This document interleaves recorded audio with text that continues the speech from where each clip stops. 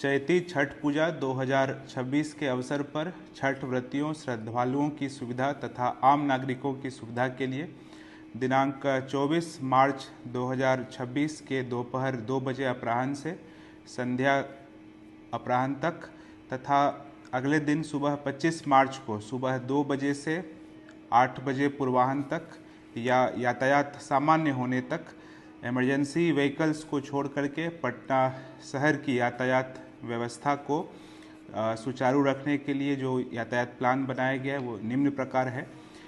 अशोक राजपथ पर कारगिल चौक से पूरब दीदारगंज तक किसी भी प्रकार के वाहनों का परिचालन नहीं होगा। अशोक राजपथ के सभी एंट्री पॉइंट को बंद रखा जाएगा। सिर्फ खजांची रोड से पटना कॉलेज या साइंस कॉलेज परिसर में वाहनों की पार्किंग हेतु मात्र छठ व्रतियों के वाहनों का परिचालन होगा। कारगिल चौक से पश्चिम शाहपुर तक छठ व्रतियों के सभी प्रकार के वाहनों का परिचालन होगा। आसियाना दीघा जो पथ है उसमें उत्तर से दक्षिण की दिशा में दीघा मोड़ से आसियाना मोड़ की तरफ वाहनों का परिचालन नहीं होगा। इस अवधि में ये सभी वाहन रामजी चक मोड़ से नहर रोड होते हुए बेली रोड जा सकेंगे। गायघाट जाने के लिए पुरानी बाईपास एवं जो नया बाईपास है उसका प्रयोग हो पाएगा। जेपी गंगा पथ का जो प्रयोग है गायघाट जाने के लिए वो वर्जित रहेगा। कंगन घाट से मरीन ड्राइव पर पश्चिम की तरफ वाहनों का प्रवेश वर्जित रहेगा। जेपी सेतु पर भारी वाहनों का जैसे कि बस, ट्रक, हाईवा इत्यादि का प्रवेश प्रतिबंधित रहेगा। जेपी सेतु से पटना की ओर आने वाले वाहनों को गंगा पथ पर नीचे नहीं आने दिया जाएगा। ये सभी वाहन जेपी सेतु के अप्रोच पथ से दीघा थाना होते हुए गंतव्य की ओर जा पाएंगे। जेपी सेतु होकर के सोनपुर, छपरा या हाजीपुर जाने के लिए इस अवधि में प्रयोग ना किया जाए और अनुरोध है कि महात्मा गांधी सेतु एमजी सेतु का प्रयोग इस अवसर पर किया जाए। रामजी चक आरओबी से किसी भी प्रकार के वाहनों का परिचालन वर्जित रहेगा। दीघा रामजी चक अशोक राजपथ से जेपी सेतु के नीचे छठ व्रतियों के वाहनों को पाटलिपथ उत्तरी छोर के पास से यू टर्न करा करके पाटलिपथ के ऊपर पार्क कराया जाएगा। अटल पथ से दीघा सेतु या सोनपुर की ओर वाहनों का परिचालन पर प्रतिबंध रहेगा। जिन आकस्मिक वाहनों को सोनपुर, छपरा या हाजीपुर जाना हो वे रूपसपुर नहर रोड से रामजी चक आरओबी नीचे होते हुए जेपी सेतु होकर के सोनपुर की ओर जा पाएंगे। दीघा घाट पर वाहनों का प्रवेश या निकास जेपी सेतु के अप्रोच पथ से रूपसपुर नहर से होगा।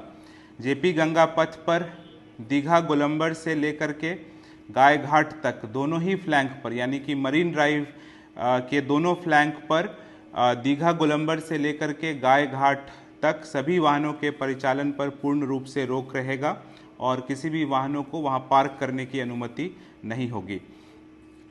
जेपी गंगा पथ पर जो दीघा गोलंबर है वहां पर वाहनों को यू टर्न नहीं दिया जाएगा। आयुक्त कार्यालय पटना के पास मरीन ड्राइव पर ऊपर में पूरब से पश्चिम वाहनों का परिचालन पर प्रतिबंध रहेगा। नीचे से बांसघाट या कलेक्ट्रेट घाट की ओर जा सकेंगे। गांधी मैदान में भी पार्किंग की व्यवस्था होगी। वहां पर भी श्रद्धालु अपने वाहन को पार्क करके पैदल घाट तक जा पाएंगे। इसके अलावा पटना कॉलेज और साइंस कॉलेज में भी पार्किंग की व्यवस्था है। यदि कोई वाहन गायघाट से अशोक राजपथ पर आ जाती है तो उसे गांधी चौक से पहले ही बारी पथ में डाइवर्ट कर दिया जाएगा। बिहटा से आने वाले वाहन न्यू बाईपास का प्रयोग कर सकते हैं। नगर बस सेवाओं में कुछ बदलाव किया गया है। जो गांधी मैदान गेट नंबर 10 है वहां पर वाहनों को पार्क कराया जाएगा। कारगिल चौक पर वाहनों को पार्क करने की अनुमति नहीं होगी। अंतिम में यही कहना है कि प्रारंभ में आने वाले जो वाहन हैं वो सीधे घाट के नज़दीक तक जो निर्धारित पार्किंग स्थल है वहां तक जा पाएंगे। जब घाट से निकलने का वक्त होगा उस समय वाहनों को घाट तक नहीं जाने दिया जाएगा। उससे पूर्व ही जो प्रतिनियुक्त पदाधिकारी हैं, बल हैं, उनके द्वारा वाहन को डाइवर्ट किया जाएगा। आपातकालीन जो सेवा है उस पर कोई प्रतिबंध नहीं रहेगा। अपील है कि वाहनों को यत्र तत्र पार्क ना करें। जो उपस्थित पदाधिकारी हैं, बल हैं, उनके साथ जो है अच्छा समन्वय बना करके छठ पूजा समिति के सदस्यों का सहयोग करें और निर्धारित स्थल पर ही अपने वाहन को पार्क करें। और पटना में चल रहे जो विभिन्न प्रकार के निर्माण कार्य हैं उससे जुड़े वाहनों का परिचालन को कल अपराह्न एवं परसों पूर्वाह्न में चलने की अनुमति नहीं होगी। इसके अलावा हम लोगों ने जो यातायात प्लान है उसको विभिन्न समाचार पत्रों पर एवं जो हमारा सोशल मीडिया का हैंडल है पटना ट्रैफिक पुलिस का, उस पर भी जो है इम्पॉर्टेंट दूरभाष नंबर सहित जो यातायात प्लान है उसको प्रकाशित किया गया है। आप सभी पटना वासियों को चैती छठ पूजा की हार्दिक शुभकामनाएं। धन्यवाद।